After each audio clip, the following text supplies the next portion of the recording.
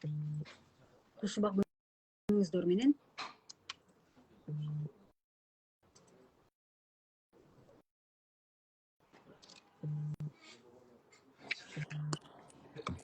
Саламатсызбы? Саламатсызбы? Анда биздин коногубуз дагы түз эфирде кошулду. Анан четинен баштай берели биздин түз эфирибизди.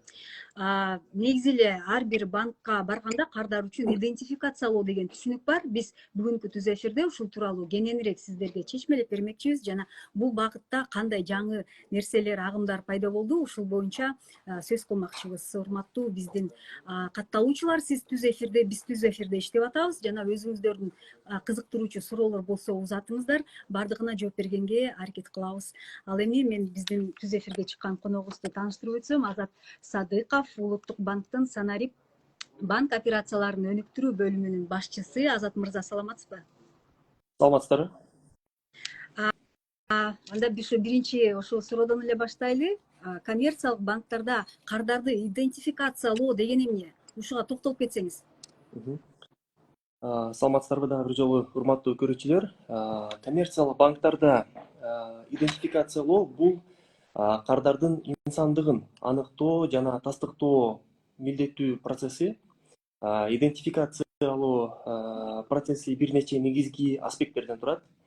Биринчи аспект бул маалымат чогултуу.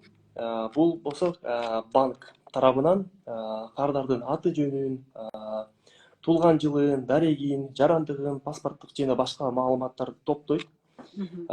Экинчи аспект бул документтерди текшерүү болот. Бул кардар тарабынан берилген документтердин аныктыгын кылдап текшерилет. Бул болсо бул визуалдык текшерүү болот, маалымат базасынан текшерүүнү камтыйт. Үчүнчү аспект бул кардардын инсандыгын тастыктоо үчүн банк документтерди бул банк болсо ишенимдүү булактардан алынган маалымат же мамлекеттик реестрден маалыматын салыштырат да берилген документтерди. Төртүнчү аспект бул тобокелдикти баалоо. Топтолгон кардардан топтолгон маалыматтын негизинде банк кардардын тобокелдигине баа берип, анын мыйзамсыз иштерге катышуу ыкмаларын аныктайт. Бешинчи аспект бул маалыматтарды такай жаңыртып туруу. Анткени идентификациялоо бул бир жолку гана процесс эмес. Банк өз кардарлары жөнүндө маалыматты такай жаңыртып туруш керек. Жана шектүүлөр келип чыккан учурда кайталап идентификациялоо жүргүзүүгө милдеттүү болот. Жалпысынан алганда кардарды идентификациялоо бул жөн гана формалдуу процесс болбойт. Банктын өзүндө бүтүндөй финансылык системасын коргоого зарылдуу коопсуздук чарасы болуп эсептелинет. Түшүнүктүү. Демек, жөн эле ошо аты жөнүн, паспорт, жеке документтердин артында дагы бир топ абдан маанилүү иштер жатат экен, тастыктоо иштери. Экинчи суроо ушул алыстан идентификациялоо боюнча. Азыркы кезде бул аябай өнүгүп бараткан процесс. Ушуга токтолуп кетсеңиз, негизи эле ушул алыстан идентификациялоо пайда болгондон бери биздин коомубузга кандай таасирин тийгизди? Жагымдуу жана жагымсыз жактарын дагы. Ошо аралыктан идентификациялоо мүмкүнчүлүгүн биз 2020-жылы коронавирус инфекциясын жайылган мезгилинде Улуттук банк тарабынан кардарларды аралыктан тейлөө режимине идентификациялоо жана верификациялоо тартибин бекиткен. Ал тартипке ылайык карантиндик чектөөлөрдүн киргизүү шарттарында белгиленген лимиттердин чегинде банктык операцияларды жана кызмат көрсөтүүлөрдү аралыктан пайдаланууга мүмкүнчүлүк берилген.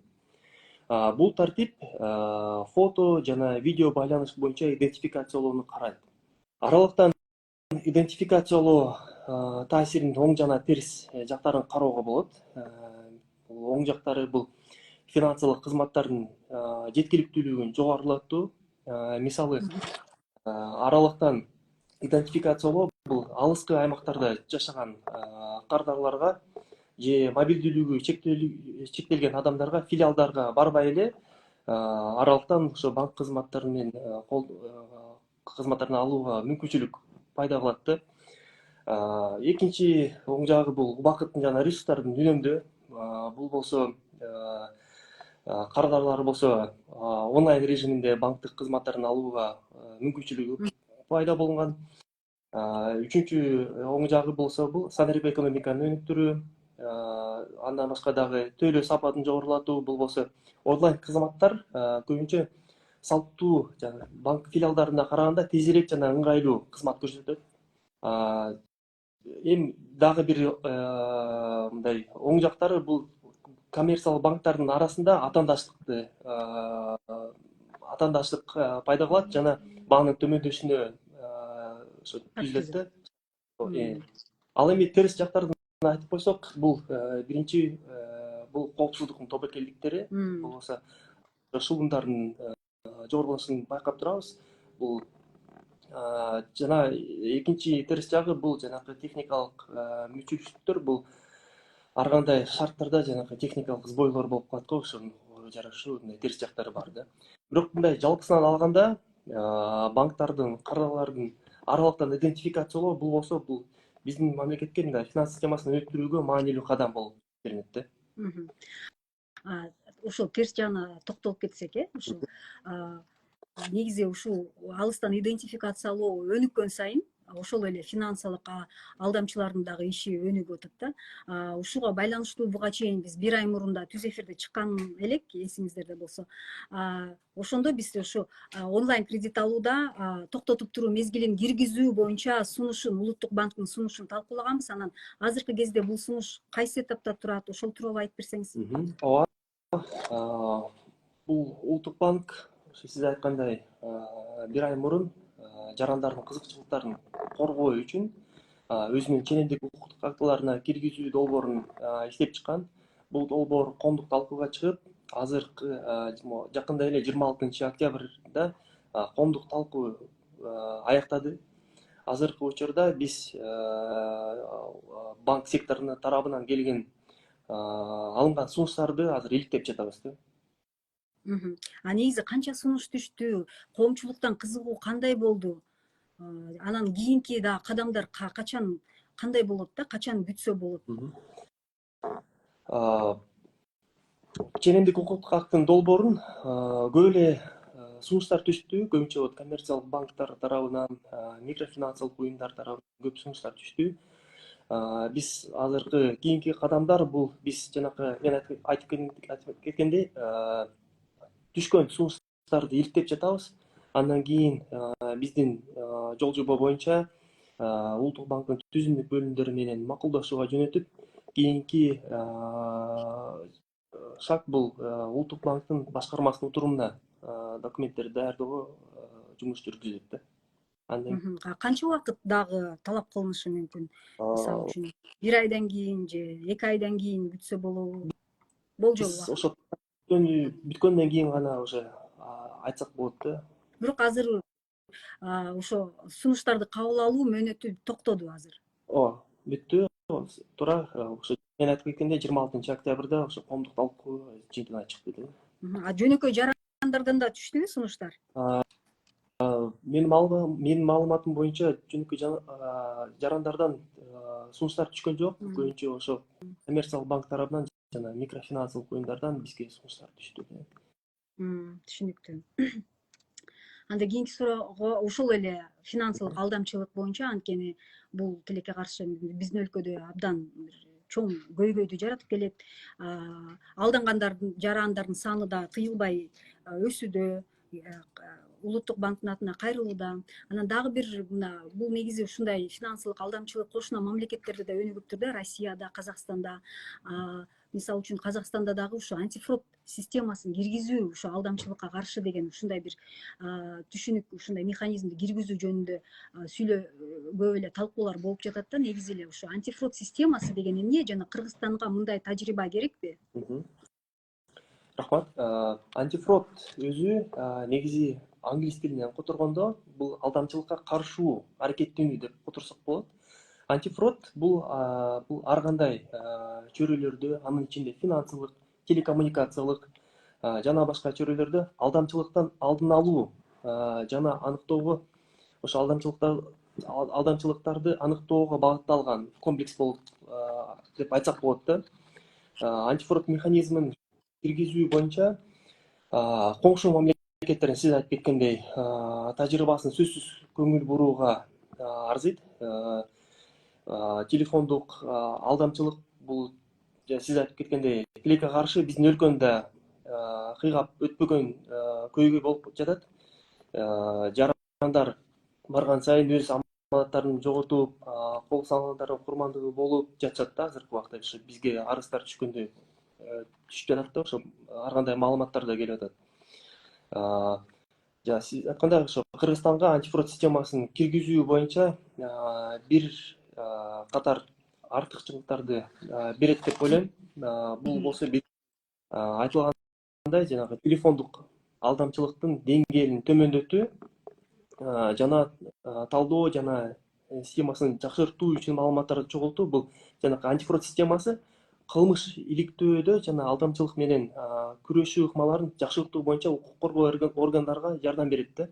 Антифрод системасы ошол ар кандай маалыматтарды топтоого, кийин дагы укук коргоо органдарына иликтөөгө, маалыматтарды топтоого аябай жакшы жардам берет да.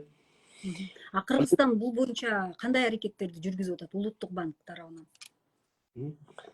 Биринчи ошо жанакы айтылгандай негизги чыгымдардын азайтуу жагында жанакы айтылып кеткендей эле Улуттук банк тарабынан биринчи жагдан бул жанакы ченемдик укук актынын долбоорун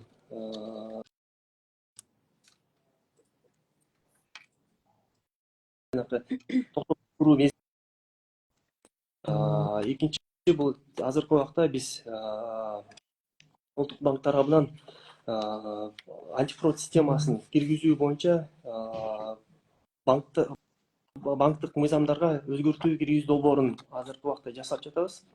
Ошондой биз иштерди жүргүзүп жатабыз ошо антифрод системасын. Азыркы кезде демек бул документ иштелип жатат экен да, качан пландап атасыңар ушу коомчулуктун талкуусуна коюу? Качан?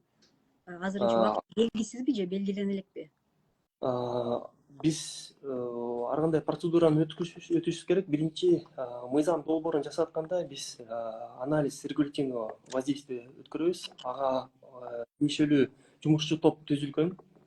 Ошол жумушчу топ мыйзам долбоорун жасоого ошо жумуштарды өткөрүп жатат да. Түшүнүктүү.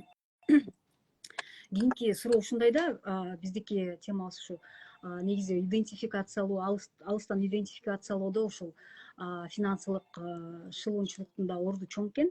Ошого байланыштуу мындай кредит берүүдө коммерциялык банктарга жана алардын кызматкерлерине дагы бир нече бир талаптарды күчөтүү керекпи же ошонун алдында да ойлонсо болобу? Анткени деген бизге кайрылган жарандардын көбү ошо алдамчыларга алданган. Алар айтып жатышат да, биз бир эле банктан эмес, бир нече банктан кредит алып жатабыз, алсак дагы башка банктар кредит бере берет деп.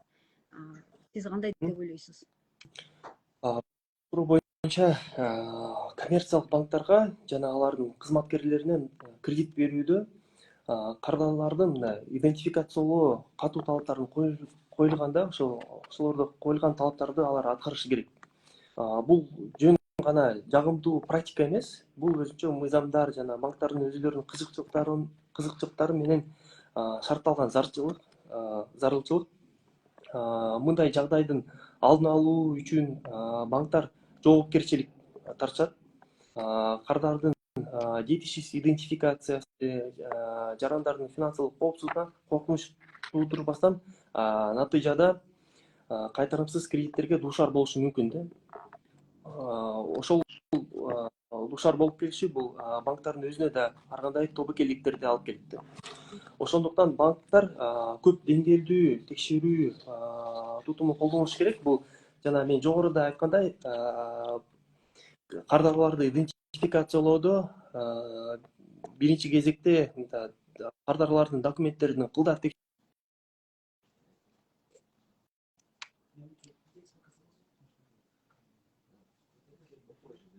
тарыхтын текшерүү керек да. Анын параллелдүү кредиттери барбы жокпу, ошого жүрүш керек да.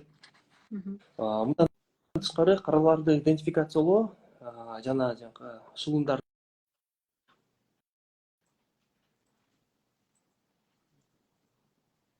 кызматкерлерин окутуп туруу зарыл да.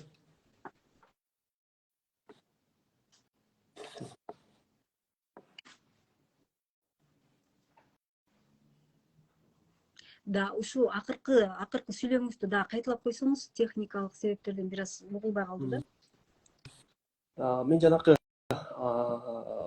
банктын кызматкерлерине кандай Талаптар боюнча, боюнча да ошол талаптардан дагы тышкары коммерциялык банктар жанакы канчалык кардаларды идентификациялоо боюнча жанакы шылымдардын белгилерин аныктоо үчүн өзүлөрүнүн кызматкерлерин да мындай үзгүлтүксүз мындай окутуп туруш керек да. Жаңы бул жанакы канчалык коммерциялык банктын кызматкерлери ошо кардаларга кредит берүүдө кандай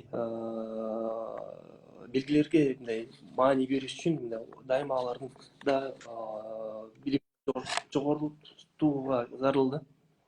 Мисалы үчүн буга чейин да айтып кеттиңиз эле да, биз сүйлөшкөндө, мисалы үчүн адам 2-3 кредит алып жатканда ошону төлөй алабы, төлөй албайбы, ошону аныктоо банк кызматкеринин милдетине киреби? Ооба, мен жана кайрада жана айтып кеткендей, жанакы ар бир карталардын кредиттин тарыхын банктын кызматкерлери текшериш керек да.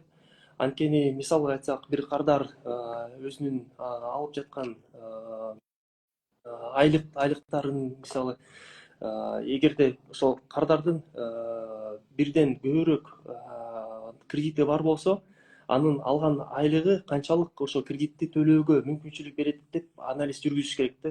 Бул кредит берүүдө бул бир эң маанилүү талаптардын бири болуп эсептелет. Түшүнүктүү. Анан биз азыр биздин көрүүчүлөрдүн дагы суроолоруна токтолуп кетсек, Гүлмайрам 55. Сиздерде онлайн кредит мобилдик приложениядан алсам болобу дейт. Суроого чоң рахмат. Биздин улуттук банк бул биз коммерциялык банктар сыяктуу кредит берилбейт. Биздин өзүнчө мыйзамыбыздын чегинде кредит алууга коммерциялык банктарга кайрылса болот да. Нурия С. орус тилинде экен. Комментарий. Хотелось уточнить о комиссиях, отмененных недавно по мобильному банкингу. Это касается только интернет-банкингов или держателей Элькарт. Уважаемая Нурия, мы постараемся в прямом эфире тоже на эту тему организовать прямой эфир. Спасибо, мы обязательно учтем. А так вся информация есть на нашем сайте, также и в соцсетях. Можете просмотреть. Но сейчас мы говорим на тему возможность удаленной идентификации. У нас уже время тоже подходит к нашему русскому эфиру. Да? Давайте продолжим прямой эфир на русском языке.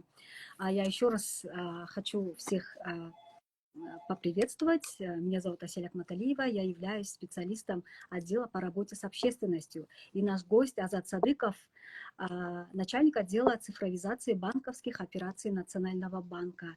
И разговор у нас идет на тему возможности удаленной идентификации. И первый вопрос: что такое идентификация клиентов коммерческих банков и для чего она нужна? Здравствуйте еще раз, уважаемые зрители. На ваш вопрос, что такое идентификация клиентов в коммерческих банках.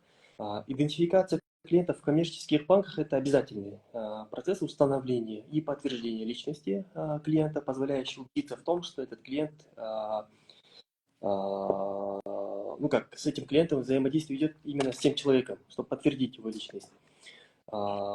Процесс идентификации включает в себя несколько ключевых аспектов. В первую очередь это сбор информации клиентов. Это вот коммерческий банк запрашивает у клиентов определенный набор данных, включая фамилию, имя, отчество, дату рождения, адрес, гражданство, паспортные данные и другие необходимые данные для идентификации этого клиента. Следующий аспект – это проверка документов. Представленные клиентам документы тщательно проверяются сотрудниками коммерческих банков на подлинность. Это включает визуальный осмотр, проверку по базам данных. Потом следующий аспект – это верификация личности. Банк для подтверждения личности клиента запрашивает информацию из надежных источников, в том числе и сравнивает данную информацию, предоставленную клиентов из государственных реестров. Да.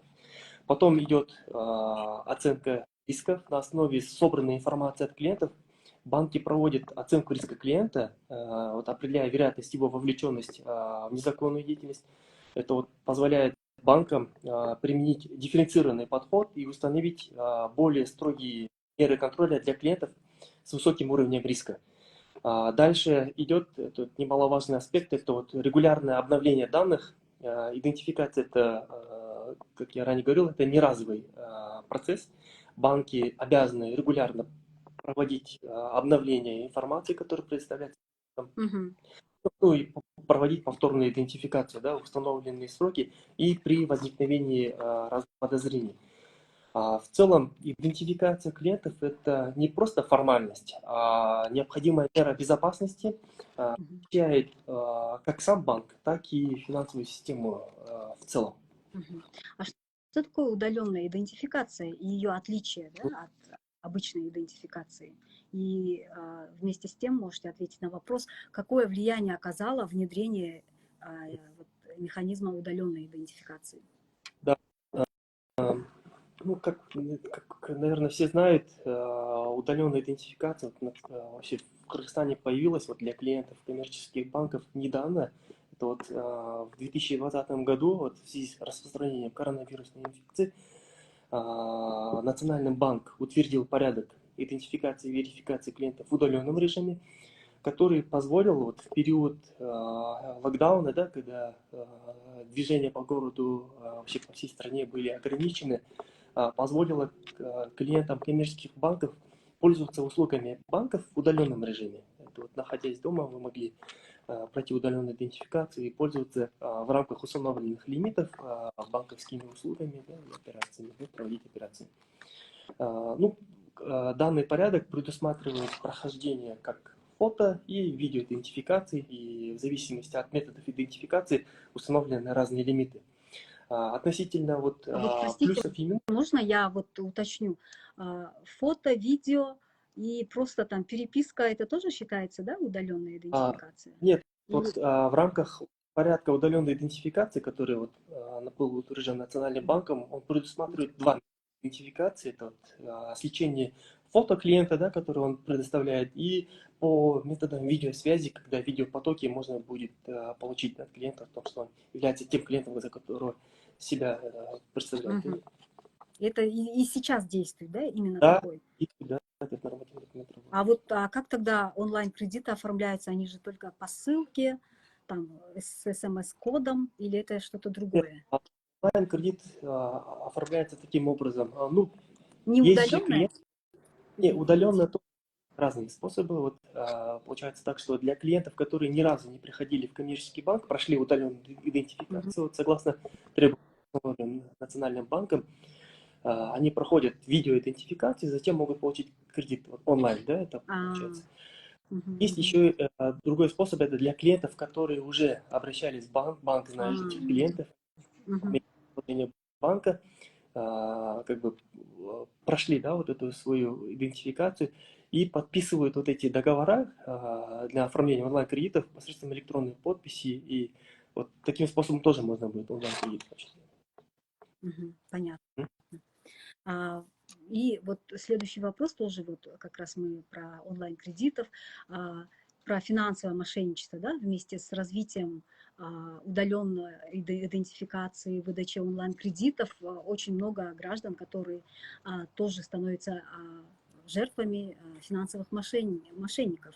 И в связи с этим буквально месяц назад мы организовывали, с вами разговаривали о том, что Национальный банк предложил инициативу внедрения механизма периода охлаждения при выдаче онлайн-кредитов. Расскажите, на каком этапе данная инициатива? Да, все верно. Национальный банк в целях защиты интересов граждан разработал проект нормативного документа, который включает в себя как внедрение определения периода охлаждения. период охлаждения, это, ну, если повториться, то это возможность дать клиенту время на раздумье после подачи заявки на получение онлайн-кредита. В течение этого времени, вот этого периода охлаждения, деньги не могут быть перечислены клиенту. Проект нормативного документа прошел общественный. Мгм.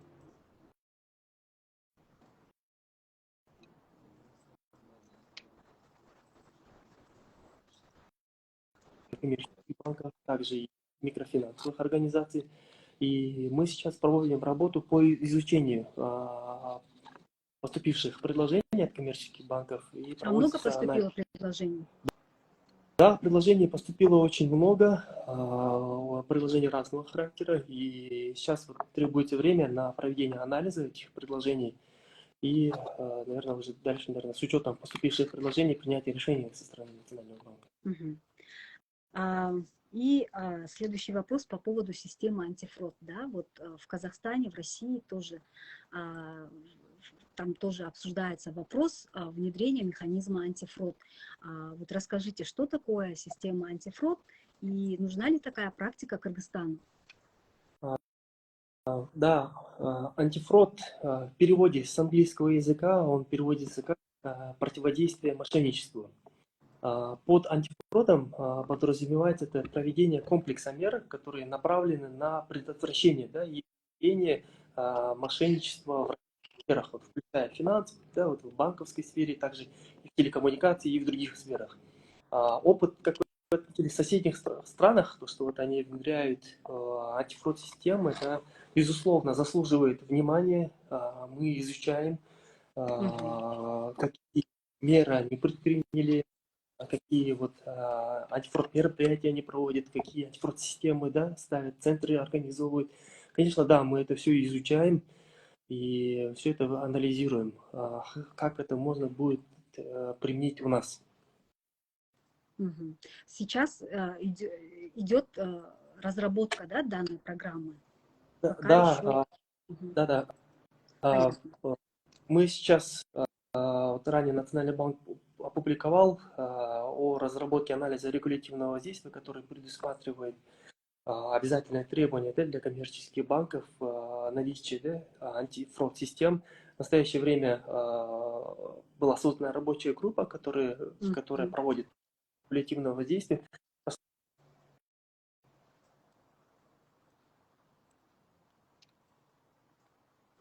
Дальше по процедуре. Мгм.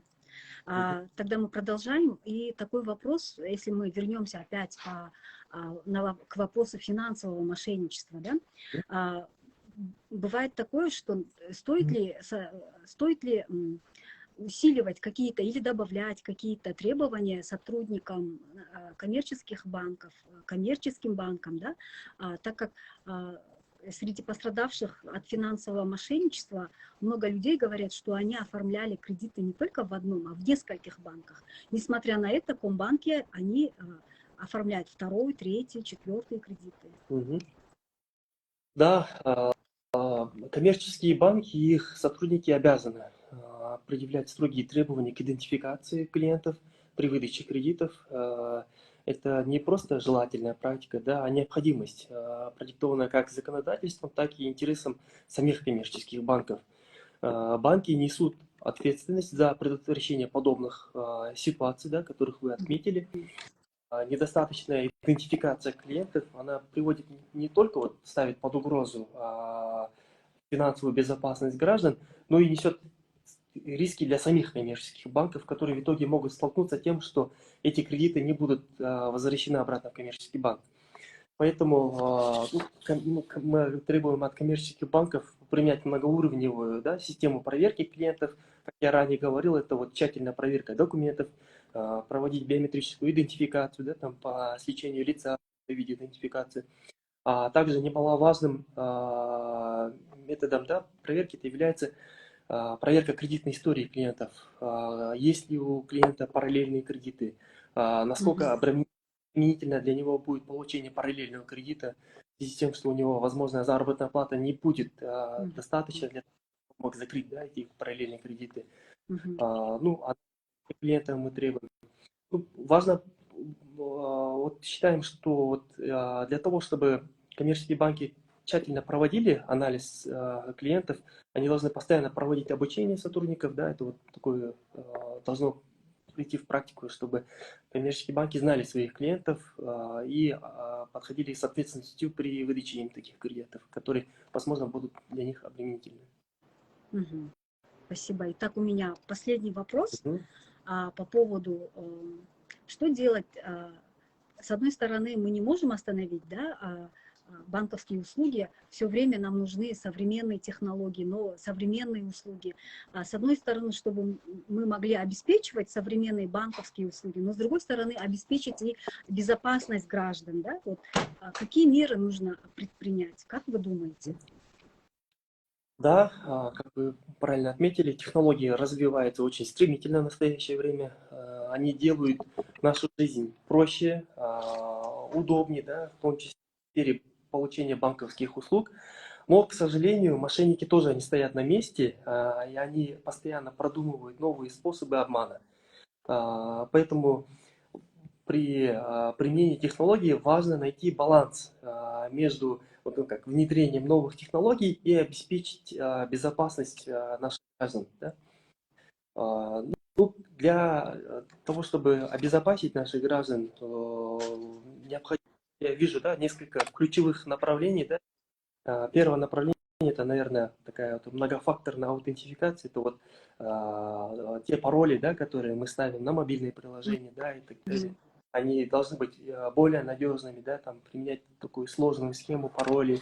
Может быть, необходимо, надо будет использовать биометрические, да, подтверждения свои.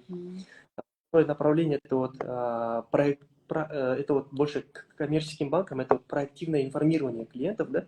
Банки должны не просто реагировать на случаи мошенничества, а предупреждать их. Вот нужно постоянно рассказывать людям, своим клиентам, да, о новых уловках злоумышленников, обучать их там правила безопасности, да, вот такие-то заметки делать там, ну, максимально информировать клиентов, чтобы они более их так обезопасить. Третье направление — это, конечно, технологии, да, банки должны, как мы ранее отметили, тут внедрять новые там современные антифрод-системы, которые бы обезопасили бы и в том числе и клиентов, и так и коммерческие банки. И также и в целом немаловажным, да, это вот направление — это повышение финансовой грамотности клиентов, ну, граждан, да, в целом, чтобы граждане более были осведомлены, да, о вот этих всех возможных рисков. Чем как бы финансовая грамотность населения сильнее, тем, конечно же, их сложнее обмануть будет. Спасибо большое. Если у вас еще остались советы, да? Да. Все. Спасибо большое за советы, потому что я думаю, это очень актуальные советы. Всегда нужно самообразовываться, финансовая грамотность сейчас нужна как никогда. Я хочу сказать нашим зрителям, что с нами был Азат Садыков, начальник отдела цифровизации банковских операций Национального банка. Ну, я всех благодарю, мы все благодарим наших зрителей, так что вы можете оставить свои комментарии, пишите, какую тему еще хотели бы, чтобы мы провели прямой эфир. С вами была я, Селя Маталиева, я являюсь специалистом отдела по работе с общественностью Национального банка. Тогда мы завершаем эфир. До свидания.